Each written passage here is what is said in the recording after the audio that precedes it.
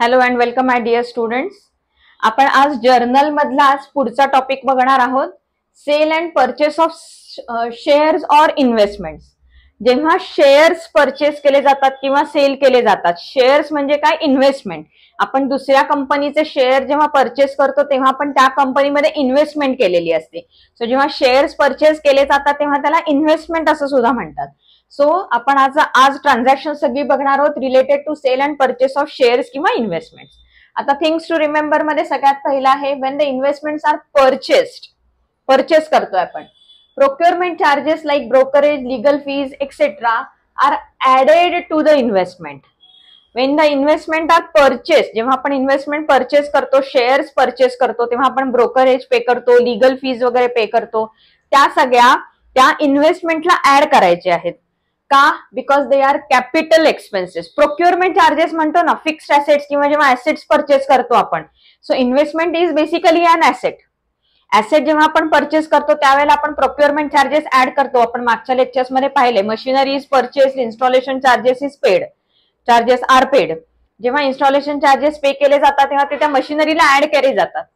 तसंच जेव्हा shares purchase केले जातात तेव्हा that is investment, that is again an asset. जेव्हा ऍसेट परचेस केली जाते तेव्हा प्रोक्युअरमेंट चार्जेस ऍसेटला ऍड करायचे. म्हणून शेअर्स परचेस केले, इन्व्हेस्टमेंट परचेस केली की त्याचे प्रोक्युअरमेंट चार्जेस त्या शेअर्स मध्ये किंवा इन्व्हेस्टमेंट मध्ये ऍड करायचे. का? कारण they are capital expenses. When the investment are sold, purchase केलं तेव्हा काय करायचं ते कळलं. पण मग सेल करताना काय करायचं? When the investments are sold, selling expenses like brokerage, legal fees etc. are shown separately as they are indirect expenses. Selling expenses हे इनडायरेक्ट एक्सपेन्सेस असतात. तुम्हाला अजून डायरेक्ट आणि इनडायरेक्ट एक्सपेन्सेस म्हणजे काय इतकं डिटेल्ड मध्ये माहिती नाहीये. मागे मी तुम्हाला सांगितलं होतं डायरेक्ट एक्सपेन्सेस म्हणजे काय? परचेस जे काही मटेरियल आपण करतो त्या परचेसच्या प्रोक्युअरमेंट वरती जे एक्सपेंडिचर इन्कर केलेले असतात त्याला डायरेक्ट एक्सपेन्सेस म्हणायचं. इनडायरेक्ट म्हणजे परचेसेस सोडून जे काही खर्च तुमच्या बिझनेसमध्ये होतात ते सगळे इनडायरेक्ट. डायरेक्ट एक्सपेन्सेसची काय डेफिनेशन आहे ती मी सांगितली. जे एक्सपेन्सेस डायरेक्ट एक्सपेन्सेस मध्ये बसत नाहीत ते सगळे इनडायरेक्ट एक्सपेन्सेस असतात. Selling expenses are indirect expenses. What are we selling? We are selling the shares, we are selling our investment. जेव्हा आपण इन्व्हेस्टमेंट सेल करतो त्याच्यावरती आपण ब्रोकरेज पे करतो. शेअर सेल करताना आपण लीगल फीज वगैरे पे करतो किंवा त्याचे ट्रान्झॅक्शन चार्जेस असतात ते आपण पे करतो. These all expenses are selling expenses, म्हणजेच indirect expenses. So indirect expenses तुमच्या इन्व्हेस्टमेंट मध्ये ऍड किंवा लेस होत नाहीत, ते सेपरेटली दाखवायचे. सो जेव्हा सेल करायचं असेल, सेलच्या वेळेला जर ब्रोकरेज पे केलं तर ते ब्रोकरेज इनडायरेक्ट एक्सपेन्सेस म्हणून सेपरेटली दाखवायचं. पण परचेस करत असताना जर ब्रोकरेज पे केलं तर ते त्या परचेसच्या व्हॅल्यू मध्ये ऍड करायचं. कळलंय? दोन गोष्टी लक्षात ठेवायच्या. परचेस असेल परचेसच्या व्हॅल्यूत एक्सपेन्सेस ऍड करा. सेल असेल तर सेलच्या व्हॅल्यूत ऍड लेस काहीही करू नका, सेपरेट दाखवा. एंट्रीज कशा करायच्या त्या मी तुम्हाला दाखवणार आहे. नेक्स्ट आहे if the face value and market price both are given, calculation is made on market price. Transactions बघूयात. Journalise the following transaction. Purchase 1000 shares of 100 each. Basic अगदी साधं एक्झाम्पल. किती शेअर्स परचेस केलेत? 1000 शेअर्स ऑफ 100 इच. इथे face value, market value असं काही दिलेलं आहे का? नाही दिलेलं. So it is assume that it is a market value. So इथे 100 रुपीज दिलेला आहे. 1000 चे शेअर्स आहेत म्हणजे टोटल किती झाली? 1000 इंटू 100 1 लाख. म्हणजे अमाऊंट, ट्रान्झॅक्शनची अमाऊंट किती झाली? 1 लाख रुपीज झाली. आणि गुड्स नाही, investments are purchase, shares are purchase. So what is coming in? Shares are coming in. We are investing in shares. So investment in shares असं अकाउंट क्रिएट करायचं. So investment in शेअर्सला debit येणार कारण आपली asset आहे ती. आणि what is going out? Cash is going out or bank. जर बँकेचं स्पेसिफिकली दिलं असेल की चेक दिलाय, बँकेमध्ये डेबिट झालंय तर बँक अकाउंट क्रेडिट करायचं. इथं काही दिलं नाहीये. So it is assume it is a cash transaction. So डेट मध्ये आपण फर्स्ट हे काय घेणार आहोत? इन्व्हेस्टमेंट इन शेअर्स असं अकाउंट क्रिएट करायला सांगितलं मी. Investment in shares account debit to cash account. amount 1 lakh. narration काय येणार? being 1000 shares purchased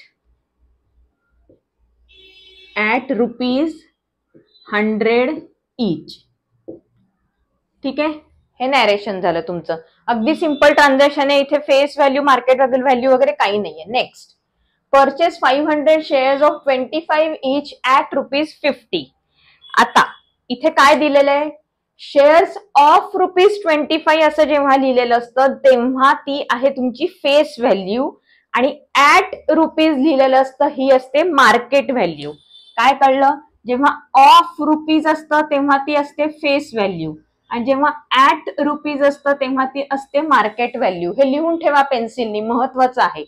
ऍट म्हणजे काय, त्या करंट डेटला त्याचा रेट काय होता त्याला म्हणायचं ऍट रुपीज, आणि ऑफ रुपीज म्हणजे त्याची face value.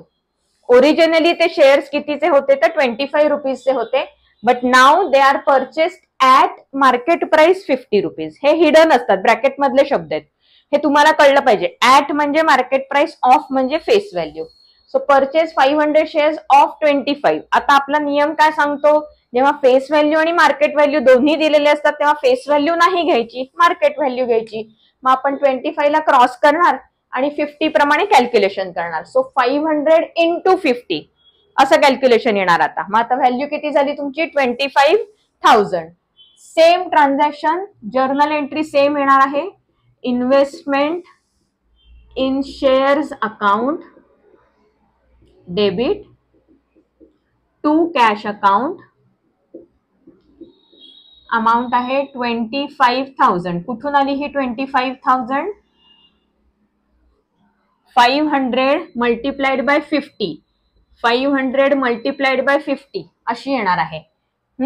Bing 500 shares of ₹25 purchased at ₹50. कळलं. Next transaction, purchase 700 shares of ₹50 each and brokerage paid ₹750.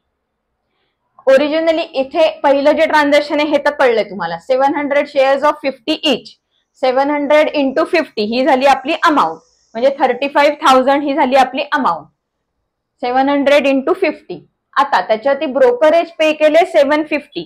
आता हे परचेसचं ट्रान्झॅक्शन आहे. When the shares are purchased then the brokerage expenses are added to investment. So इथे calculation काय येणार आहे, 700 into 50 35,000 plus 750 35,750 असं आपलं टोटल ट्रान्झॅक्शन येणार आहे. ब्रोकरेज अकाउंट असं वेगळं करायचं नाही, because this is a transaction of purchasing the shares. Procurement expenses shares मध्ये ऍड होणार. सो ट्रान्झॅक्शन अमाऊंट ट्रान्झॅक्शनचे जर्नल एंट्री परत अगदी सेम असणार आहे. Investment in shares account debit to cash account. मी इथे फक्त कॅल्क्युलेशन दाखवतेय, तुम्ही कॅल्क्युलेशन तिथे लिहून घ्या. 700 शेअर्स इंटू ₹50 each म्हणजे हे झाले 35,000. ही आपली झाली share value, add 750 brokerage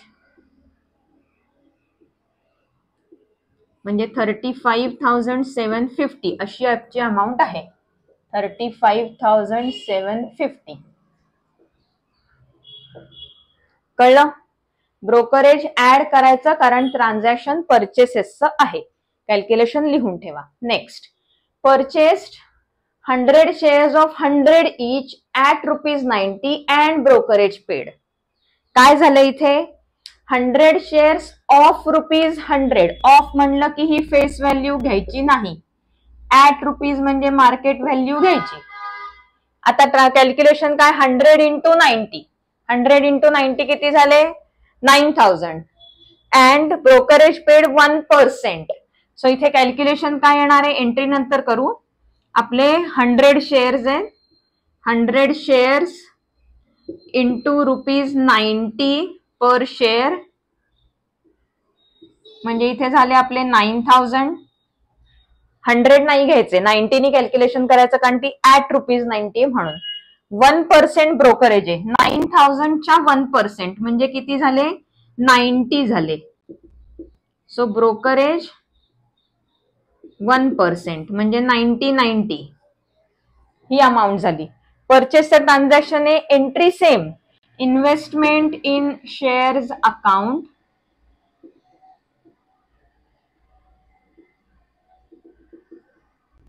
to cash account, amount 9090. Narration काय लिहाल? being 100 shares of ₹100 purchased at ₹90 and brokerage paid 1%. ठीक है. Next transaction, purchased 50 debentures of 1000 each. Debentures म्हणजे काय? शेअर्स जसे आपण इक्विटी शेअर्स किंवा प्रेफरन्शियल शेअर्स मध्ये इन्व्हेस्टमेंट करतो तसंच डिबेंचर्स हा सुद्धा इन्व्हेस्टमेंटचाच एक प्रकार आहे. शेअर्स असतात तसंच डिबेंचर्स. शेअर्स वरती रिटर्न आपल्याला डिव्हिडंड या फॉर्म मध्ये मिळतो, तर डिबेंचर्स वरती इंटरेस्ट या फॉर्म मध्ये मिळतो. सो डिबेंचर्स परचेस केले म्हणजे kind of shares. 50 debentures of 1000 each at ₹950. So again at ₹950 नी कॅल्क्युलेशन करायचे 50 शेअर्सचं. Paid brokerage 10%, amount directly debited in the bank account असं दिलेलं आहे. आजकालचे ट्रान्झॅक्शन काय होतात, तुम्ही चेक इश्यू करत नाही, डिरेक्टली बँक अकाउंट मधनं पैसे विड्रॉ केले जातात. तुम्हाला जर परचेस करायचे असतील शेअर्स तर बँकच्या अकाउंट मधनं आपले पैसे काढून घेतले जातात. सो 1000 नी कॅल्क्युलेशन नाही करायचंय. 950 इंटू 50, आता मी 50 घेत नाही, इथे 100 घेते कॅल्क्युलेशनला जरा सोपं जाण्यासाठी. 100 debentures of 950 each, brokerage 10%, directly debited in bank. आता इथे कॅल्क्युलेशन 100 डिबेंचर्स येणार आहे. 950 इंटू 950, सो इथे आपले 95000, 95,000 झाले. 10% ब्रोकरेज, 10% म्हणजे 950 ब्रोकरेज झालं. Next transaction, sold 500 shares of 50 each. 500 shares of 50 each sale केलेले आहेत. ट्रान्झॅक्शन सेलचं आहे. So what is coming in? Cash is coming in. जेव्हा आपण काही सेल करतो तेव्हा cash is coming in.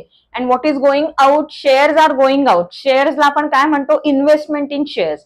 Investment ही आपली ऍसेट आहे. जेव्हा ऍसेट डिक्रीज होते तेव्हा त्याला क्रेडिट द्यायचं असतं, मॉडर्न अप्रोच. सो डेबिट कोणाला द्यायचं? कॅश अकाउंटला. क्रेडिट कोणाला द्यायचं? Investment in shares account. जेव्हा सेल होईल तेव्हा त्याला क्रेडिट द्यायचं, जेव्हा परचेस होईल तेव्हा इन्व्हेस्टमेंट इन शेअर अकाउंटला डेबिट असेल. आता आपलं 6 ट्रान्झॅक्शनची एंट्री काय होणार आहे? Cash account debit to investment in shares account. Investment in shares अकाउंटला क्रेडिट देऊन आपण जे ओरिजिनली इन्क्रीज केले होते शेअर्स ते डिक्रीज केले. ओरिजिनली आपण ते परचेस केले तेव्हा त्याची व्हॅल्यू वाढली होती, अकाउंट मध्ये व्हॅल्यू वाढली होती. आता आपण त्याला क्रेडिट देऊन तो बॅलन्स कमी केलाय. अमाऊंट काय येणार? 500 इंटू 50, 25,000. बिंग शेअर्स सोल्ड किंवा 500 shares sold at ₹50 each. Okay, हे आपलं नॅरेशन झालं. Next, sold 100 debentures of ₹100 each, paid brokerage 250, amount credited in our bank account. Account मध्ये पैसे जमा झालेले आहेत. क्रेडिट झाले म्हणजे जमा झाले. ठीक आहे. 100 डिबेंचर्स ऑफ 100 each म्हणजे 100 इंटू 100 किती झाले? 10,000. 10,000 ही आपली सेलची व्हॅल्यू झाली. त्यात आपण ब्रोकरेज 250 पे केलेले. ही जी अमाऊंट आहे ही बँकेमध्ये क्रेडिट झाली. आता सगळ्यात पहिलं ट्रान्झॅक्शन आपलं काय असणार आहे? 100 इंटू 100 एवढे आपण सेल केलेत. 2 ट्रान्झॅक्शन सेपरेट करायची. फर्स्ट ट्रान्झॅक्शन आपलं सेलचं ट्रान्झॅक्शन असणार आहे आणि दुसरं ब्रोकरेज पेडचं असणार आहे. सो ह्या 7 नंबरच्या ट्रान्झॅक्शन मध्ये 2 ट्रान्झॅक्शनचे जर्नल एंट्रीज करणार आहोत. सेल ऑफ डिबेंचर्स आणि brokerage paid. Sale of debentures अशीच एंट्री येणार आहे, फक्त बँकेला डेबिट येणार कारण बँकेमध्ये पैसे जमा झालेले आहेत. So bank account debit to investment in shares account.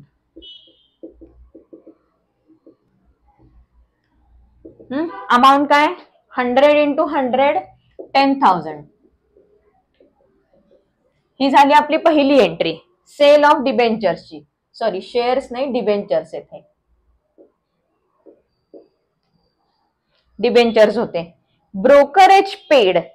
पे केलंय ना, म्हणजे कॅश इज गोइंग आउट, आणि brokerage is our expenditure. Brokerage हा आपला एक्सपेंडिचर आहे. Expenses are always debited. So brokerage account debit to bank account, कारण अमाऊंट बँकेच्या through गेलेली आहे. सो हे फर्स्ट ट्रान्झॅक्शन होतं. सेकंड ट्रान्झॅक्शन आपलं काय आहे? Brokerage account debit to bank account. किती ब्रोकरेज पे केलेलं आहे? 250. सो ह्याचं अमाऊंट आहे ह्या ट्रान्झॅक्शनची 250. नॅरेशन्स दोन्ही सेपरेट लिहायचे. पहिलं narration being 100 debentures sold at ₹100 each, हे पहिलं ट्रान्झॅक्शनचं नॅरेशन. दुसरं ट्रान्झॅक्शनचं narration being brokerage paid ₹250 on sale of 100 debentures of 100 each. कळलं? अशी दोघांची नॅरेशन्स येणार आहेत. आले लक्षात? दोन एंट्री सेपरेट करा म्हणजे तुम्हाला कन्फ्युजन होणार नाही. एक पैसे घेतलेत, दुसरे पैसे दिलेत, सेट ऑफ करून सुद्धा तुम्ही एंट्री करू शकता. मी पुढची एंट्री तशी असेल तर एखादी दाखवते. नेक्स्ट एंट्री आहे sold 50 shares of face value 100 at ₹110. Face value 100 दिलेले, ऍट म्हणजे मार्केट प्राइस 110. 50 शेअर्स 110 नी सेल केले. Transaction charges paid 2%. त्याच्यावरती ट्रान्झॅक्शन चार्जेस, आपल्याला एसटीटी चार्जेस म्हणतात त्याला जनरली. हे चार्जेस किती पे केले? 2%. कॅल्क्युलेशन काय येणार? 50 into 110. फेस व्हॅल्यू जी असते ती आपण घेत नाही, मार्केट व्हॅल्यू घेतो. सो 50 into 110 किती झाले? 5,500. 5,500 वरती ट्रान्झॅक्शन चार्जेस 2% पे केलेले आहेत. ठीक आहे. सो आता कॅल्क्युलेशन इथे करून बघूयात.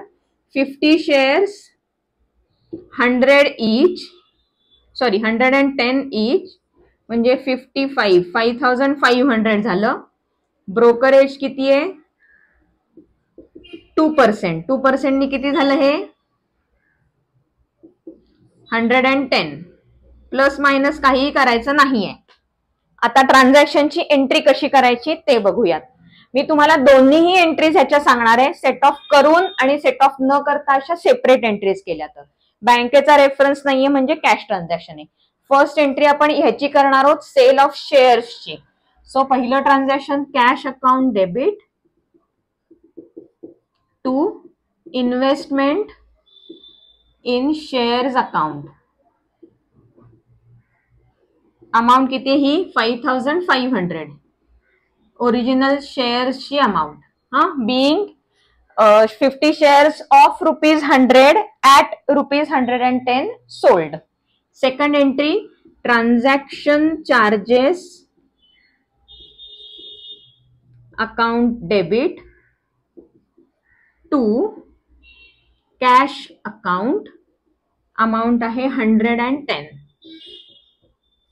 याचं नॅरेशन काय? Being transaction charges 2% paid on ₹5,500.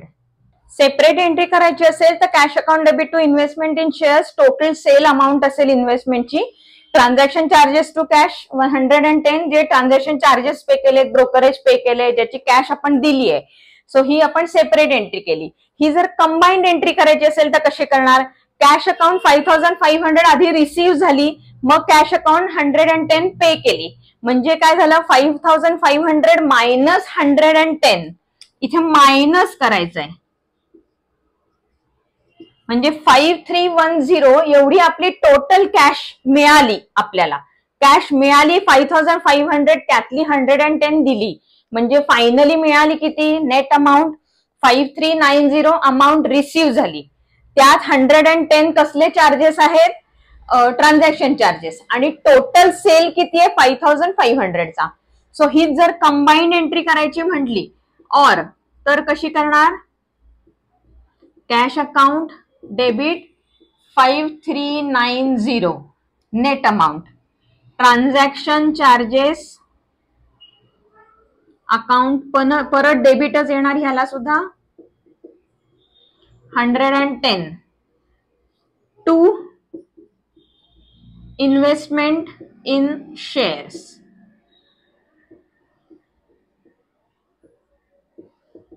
ह्याची अमाऊंट 5,500 टोटल येणार, कारण टोटल सेल कितीचा केलाय? 5,500 चा. त्यातले पैसे टोटल आले असते 5500 जर ट्रान्झॅक्शन चार्जेस पे केले नसते तर. पण ट्रान्झॅक्शन चार्जेस पे केल्यामुळे टोटल कॅश हातात किती मिळाली 5390. ट्रान्झॅक्शन चार्जेसच्या पायी आपण 110 रुपये दिले आणि इन्व्हेस्टमेंट टोटल 5500 ची झाली. ही झाली कंबाइंड एंट्री. कळलं? अदरवाईज सेपरेट एंट्री केली तरी बरोबर आहे, दोन्ही एंट्रीज बरोबर आहेत. Next, sold 50 shares of face value sold 400 shares of 50 each, market value 100 at 10% brokerage with 18% GST. आता इथे GST आला. 400 shares of 50 each at 100. Market value घ्यायची ठरलंय म्हणजे 50 घेणार नाही आपण. 400 into 100 किती झाले? 40,000 झाले. सो 40,000 टोटल सेल अमाऊंट झाली. ब्रोकरेज किती दिलंय? 10% दिलंय. त्याच्यावरती 18% GST दिलाय. आधी मी तुम्हाला कॅल्क्युलेशन दाखवते, मग एंट्री कशी करायची बघूयात. कॅल्क्युलेशन बघूयात आधी. 400 shares of 50 each. So 400 shares आहेत आपले. पर शेअर प्राइस आहे 50 इच.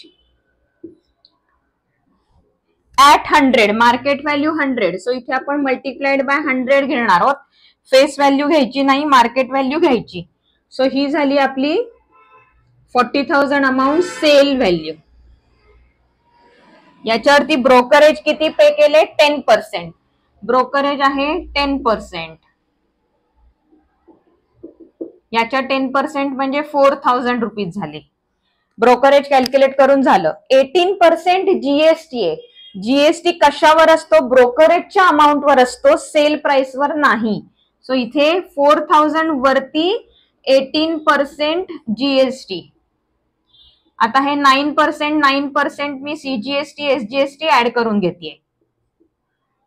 सो इथे 360 आणि 360 सीजीएसटी आणि एसजीएसटी आले हे.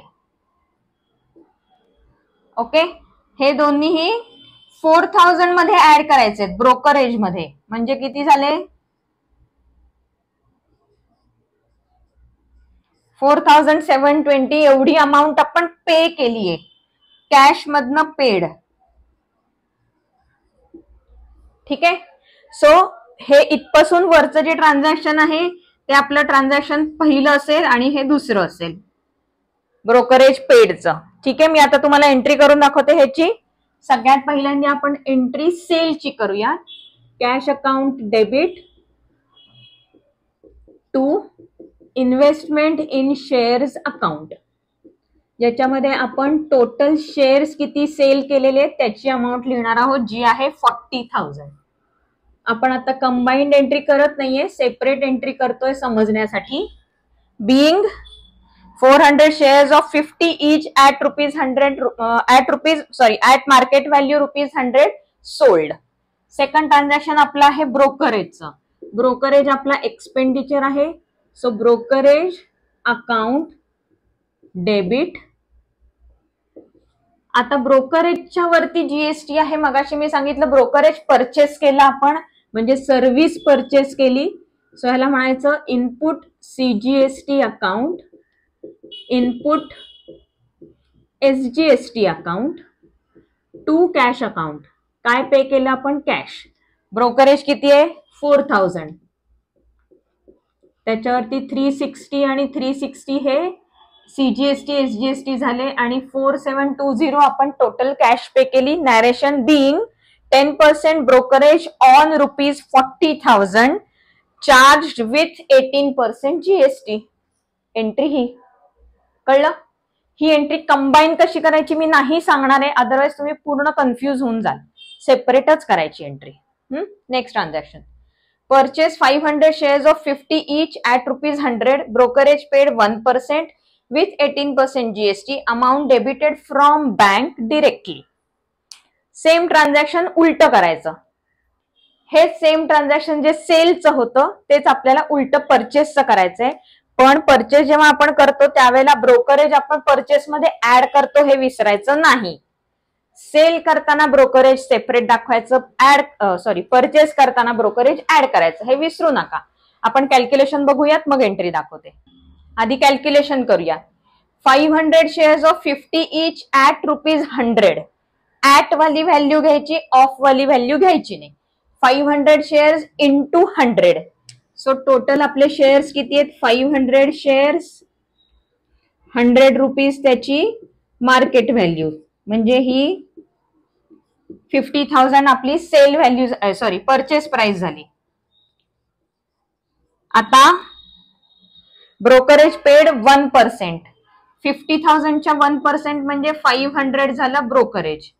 आता इथे ब्रोकरेज ऍड होणार कारण हे परचेसचं ट्रान्झॅक्शन आहे. सो 50,500 ब्रोकरेज ऍड होणार. या ब्रोकरेज वरती 18% जीएसटी लावलाय. कुठल्या अमाऊंटवर? 500 अमाऊंटवर. जीएसटी ब्रोकरेजच्या अमाऊंटवर लावायचंय कारण ब्रोकरेजवर जीएसटी आहे, परचेस प्राइसवर नाही. So GST will be calculated on brokerage only. किती आहे? 18%, म्हणजेच 9% सीजीएसटी, 9% एसजीएसटी. सो 45 हे आपले सीजीएसटी एसजीएसटी झाले. आता ही टोटल जी अमाऊंट आहे ही आपण पे केली आहे बँकेतनं डिरेक्टली पे झाली. टोटल किती पे झाली? 50,590 बँकेतनं पेड. एवढी अमाऊंट आपली बँकेतनं गेली. एंट्री कशी करायची? Purchases account debit, sorry investment in shares account debit. किती अमाऊंट येणार? Investment in shares account debit किती अमाऊंट येणार? परचेसचा ट्रान्झॅक्शन आहे, सो ब्रोकरेज ऍड करायचं. ब्रोकरेज आणि ही दोन्ही मिळून अमाऊंट किती झाली? 50,500. Brokerage plus purchases. ठीक आहे, इथे पेन्सिलनी लिहा परचेस प्लस ब्रोकरेज. पेन्सिलनी लिहून ठेवा. आता 45 काय आहे? ब्रोकरेजच्या वर कॅल्क्युलेट केलेला जीएसटी आहे, जो आपला इनपुट जीएसटी. कारण ब्रोकरेज म्हणजे सर्व्हिसेस गेन्ड, म्हणजेच input CGST account debit, input SGST account debit to bank account, कारण बँकेतनं पैसे गेलेत. इनपुट सीजीएसटी एसजीएसटी अमाऊंट आहे 45 आणि 45. टोटल बँकेतनं पैसे किती गेले? 50,590. Narration being 500 shares per of ₹50 each purchased at ₹100. Brokerage paid 1% with 18% GST. असं ह्याचं नॅरेशन येणार आहे. कळतंय का? एंट्रीज कळल्यात? हे एवढं डिफिकल्टी लेवलचं विचारणार नाहीयेत, हे तरी मिनिमम तुम्हाला कळलंच पाहिजे. आणि सेल्सशी रिलेटेड कंबाईंड एंट्री कशी केली ते तुम्हाला कळलं पाहिजे. परत एकदा लेक्चर बघा, ट्रान्झॅक्शन्स बघा. मी तुम्हाला होमवर्क पण देईन. तुमच्या स्क्रीनवरती आता होमवर्क दिसतोय, तो सुद्धा करा. अशाच आत्ता केलेली ट्रान्झॅक्शन्स सारखीच ही ट्रान्झॅक्शन्स आहेत. तुम्ही जर होमवर्क केला तर तुमची प्रॅक्टिस पण होते. नक्की करा होमवर्क, म्हणजे तुम्हाला ही कॉन्सेप्ट जास्ती चांगली कळेल. नेक्स्ट लेक्चर पर्यंत टाटा.